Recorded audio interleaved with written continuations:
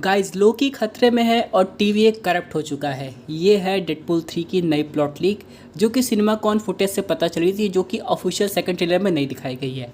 हालांकि दोस्तों यहाँ पे सिनेमाकॉन में बहुत सारे जो फुटेज होते हैं वो सिर्फ उन्हीं ऑडियंस को दिखाए जाते हैं जो कि वहाँ पे मौजूद होती है।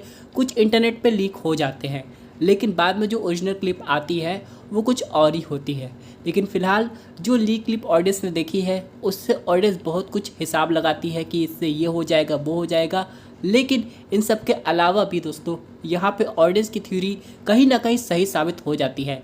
चाहे हम लोग बात करें एवेंजर्स एंड गेम की, नो वे होम की, फ़िलहाल अब डेडपूल 3 की। हालांकि यहाँ पे 100% एक्यूरेसी भी ऑडियंस को पसंद नहीं आती है, क्योंकि ऑडियंस का जो मज़ा है मूवी देखने का वो ख़राब हो जाता है। लेकिन बात जो भी हो, मार्वल ऑडियंस को थ्योरी सुनना पसंद होता है और अपनी खुद की थ्योरी बनाना भी है। तो आज हम लोग बात करने वाले हैं डेडपूल 3 की सबसे डार्क थ्योरी के बारे में, जो कि ऑडियंस के होश उड़ा देगी, और ये रिलेटेड भी है कैंग से। तो यहाँ पे चलिए हम लोग शुरुआत करते हैं। अब सिनेमाकॉन जो फुटेज जो लीक हुआ है उसका डिस्क्रिप्शन कुछ इस तरीके का, जहाँ पे हम लोग ये देखते हैं कि डेडपूल जो है वो अपनी सुपरगिरी छोड़ गया था और कोई दूसरा काम कर रहा था, और यहाँ पे बहुत सारे लोग उससे खुश नहीं थे, खासकर वो लोग जिन्हें डेडपूल बचा चुका था, जैसे कि पीटर। और यहाँ पे ये भी पता चलता है हम लोग को उस फुटेज में कि डेडपूल और वेनेसा का ब्रेकअप हो गया। हालांकि ये यहाँ पे कंफर्मेशन नहीं की गई है कि वेनेसा ने ब्रेकअप कर लिया कि वेड विल्सन ने, लेकिन बहुत लोग का ये मानना है कि डेडपूल खुद वेनेसा को सेफ रखने के लिए उससे ब्रेकअप कर लेता है, क्योंकि डेडपूल है तो उसके साथ मुसीबत आनी है। लेकिन तभी ये बात टीवी को खटकती है कि डेडपूल आखिर अपनी लाइफ इतनी नॉर्मली कैसे जी रहा है, क्योंकि डेडपूल की लाइफ में तो हमेशा एडवेंचर होना चाहिए, और इसलिए उसे पकड़ के ले जाती है एक नए मोटिव के साथ। अब वो जो मोटिव है वो हम लोग को हिंट मिल चुकी है कि आखिर डेडपूल क्या करने वाला है, लेकिन इसी के साथ डेडपूल के यूनिवर्स भी खतरे में है, ये हम लोग ने ट्रेलर 2 में समझ लिया है। लेकिन आपको पता है जो एजेंट पैराडॉक्स है, जो कि हम लोग को डेडपूल ट्रेलर 1 और 2 में देखने को मिले हैं, उनसे हम लोग को काफ़ी वियर्ड वाइब्स आती है, और बहुत सारी ऑडियंस ये चीज़ नोटिस कर ली है। और यहाँ पे अगर डेडपूल 3 की बढ़ानी थी तो एजेंट पैराडॉक्स की जगह अगर हम लोग ओवेन विल्सन के मोबियस को देख लेते तो ज़्यादा अच्छा। लेकिन सबसे बड़ा सवाल ये है कि आखिरकार एजेंट पैराडॉक्स वहाँ पे कर क्या रहे हैं, क्योंकि दोस्तों हम लोग बात करें मोबियस की तो उसका हंटर B-15 और बाकी लोग का आखिरी में बस ये मिशन था कि कैंग के वेरिएंट्स पे नज़र रखना, जो कि वो लोग रख भी रहे थे। और कहीं ना कहीं हम लोग को एंटमैन क्वांटममीनिया की कैंग की हिंट भी मिली थी, जिसे स्कॉट लैंग ने हरा दिया था। लेकिन फिलहाल दोस्तों हम लोग को ना तो हंटर B-15 दिखाई दी, ना ही ओवेन विल्सन का मोबियस, और ना ही मिस मिनट, जो कि वापस से शायद रीसेट हो गई थी। तो यहाँ पे कहा जा रहा है कि जैसे कि हम लोग को लोकी की सीज़न 2 में एक चीज़ पता चली थी कि कुछ टीवी जो एजेंट्स थे वो रोग हो गए थे, और यहाँ पे वो पहले जैसा टीवी चाहते थे, यानी कि जैसे सीक्रेट टाइमलाइन बनी रहती है वो वैसा ही सब कुछ चाहते थे। लेकिन उसके बाद अपने गॉड लोकी ने बाकी लोगों के साथ टेम्पोरल लूम को ठीक करने की बहुत ज़्यादा कोशिश की थी, लेकिन वहाँ पे वो लूम बढ़ता जा रहा था और एक समय बाद उसकी धज्जियाँ उड़ जा रही थी।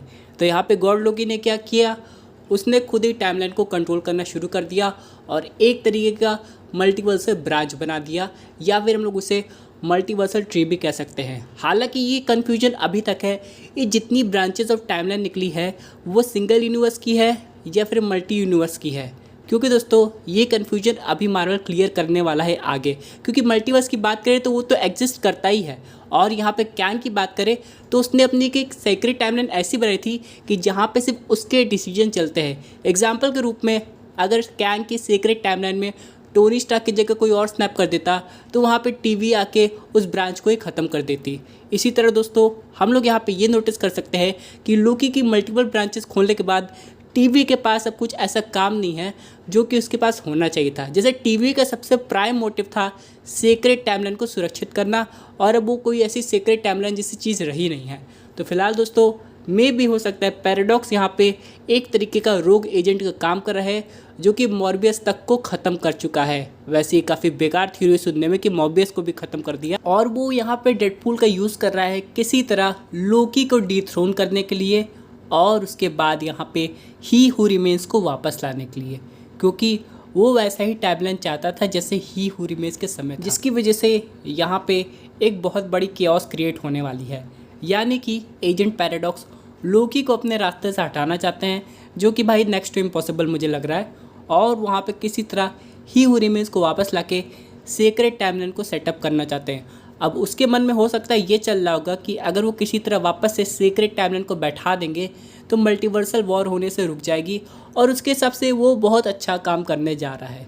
लेकिन आगे का क्या होगा इसकी कोई गारंटी नहीं है। और जैसे कि डेडपूल और वुल्वरीन के लीक में ऑलरेडी क्लियर हो चुका था कि ये दोनों एक ऐसे ब्रेक इवन पॉइंट पे पहुंचने वाले हैं जहाँ पे मल्टीवर्स ब्रेक हो ही जाएगा, चाहे इसमें डॉक्टर स्ट्रेंज कुछ गड़बड़ करे या वांडा कर दे या कुछ भी करे, यहाँ पे बहुत बड़ा कांड होने वाला है। ऊपर से दोस्तों यहाँ पे केविन फाइगी ने ऑलरेडी कन्फर्म कर दिया था, जिस मोमेंट पे सिल्वी ने ही रीमेस को ख़त्म किया था वहाँ से मल्टीवर्स में ब्रेक आना शुरू ही हो गया, जिसकी वजह से ऑडियंस में अभी भी ये कन्फ्यूजन है क्या ये वही पुराना टीवी है जो कि हम लोग ने लोकी सीज़न 1 और सीज़न 2 में देखा था, या फिर ऑल टुगेदर हर एक मल्टीवर्स में अपना एक टीवी चलता है जिसका जो हेड है वो कोई और होता होगा। ये सबसे बड़ा कन्फ्यूजन है जो अब भी क्लियर होने वाला है। जैसे कि हम लोग बात करें अपने करेंट मार्वल सिनेमैटिक यूनिवर्स की, तो उसकी एक सीक्रेट टाइमलाइन बनी हुई है कि एवेंजर्स आएंगे, ये करेंगे, वो करेंगे, जिसके हिसाब से सब कुछ। लेकिन आप लोग ने नोटिस किया ये वाले डेडपूल के ट्रेलर में हम लोग को म्यूटेंट्स पर ज़्यादा ध्यान दिया जा रहा है। तो क्या ये जो टीवी है ये एक्समैन के यूनिवर्स का है जो कि म्यूटेंट्स पे ही नज़र रखता है और यहाँ पे वो किसी तरह अपने यूनिवर्स को बचाना चाहता है MCU के टाइमलाइन के स्टेक पे? यानी कि ऐसा भी हो सकता है कि हर एक यूनिवर्स में अपना टीवी सेटअप हो जिनके अलग अलग इंटेंशन हो सकते हैं। ऊपर से मार्वल ने पहले क्लियर कर दिया है कि कैंग परमानेंटली रिमूव नहीं हुआ है, वो कहीं ना कहीं अब भी है और बहुत जल्दी आएगा। क्योंकि दोस्तों इस तरीके का जस्टिफिकेशन समझ में नहीं आएगा कि कैंग के अस्तित्व को ही गायब कर दिया जाए। काउंसिल ऑफ कैंग्स हम लोग ने ऑलरेडी देख ली है। ऊपर से यहाँ पे बहुत सारे कैंग हैं जो कि हर एक यूनिवर्स में है, जो कि आज़ाद घूम रहे हैं और किसी तरह मल्टीवर्स में कब्जा करना चाहते हैं। तो फिलहाल दोस्तों भले जोनाथन मेजर्स हम लोग को कैंग के रूप में ना दिखाई दे, लेकिन मार्वल कहीं ना कहीं पर्दे के पीछे एक नए कैंग को लाने की तैयारी कर रहा है जो कि बहुत जल्दी हम लोग क्लियर हो जाएगा। मैं तो ये उम्मीद कर रहा हूँ कि डेडपूल के पोस्ट एडिट सीन में मार्वल ये रिवील कर दे कि कैंग का नया चेहरा कौन होने वाला है और आखिर वो एवेंजर्स 5 में कैसे हेल्प करेगा। हालांकि कैंग डायनेस्टी का नाम तो चेंज हो गया है, तो मार्वल कहीं ना कहीं कैंग को बैकग्राउंड में रख के एक और विलन को लाने की कोशिश करेगा। लेकिन इसका मतलब ये नहीं कि कैंग का 0% रोल रहेगा, कैंग को भी दिखाया जाएगा।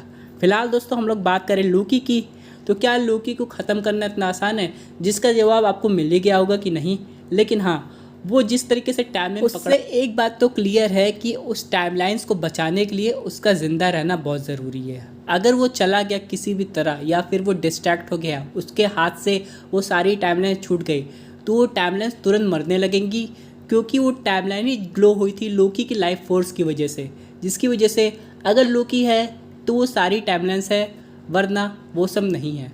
तो फिलहाल दोस्तों लोकी क्या एक तरीके से इमॉर्टल हो गया है या फिर वो हमेशा ज़िंदा रहेगा? और अगर ऐसा है तो बहुत सारे सुपर विलन्स अब लोकी के पीछे पड़ने वाले हैं, चाहे कोई कैंग का वेरिएंट, डॉक्टर डूम या फिर खुद बियॉन्ड।